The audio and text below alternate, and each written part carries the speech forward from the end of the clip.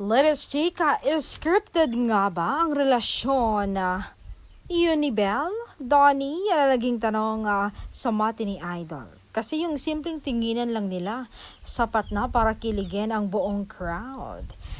Hindi man sila magkita-kita, ramdam na ramdam ang connection nila sa isa't isa. So, scripted nga lang ba? Saad ni Donnie, hindi kung ano ang nakikita nyo sa amin ni Belle, off cam man or on cam, natural lang yon. Totoo yon, hindi po scripted, we're real, mahal namin po ang isa't isa.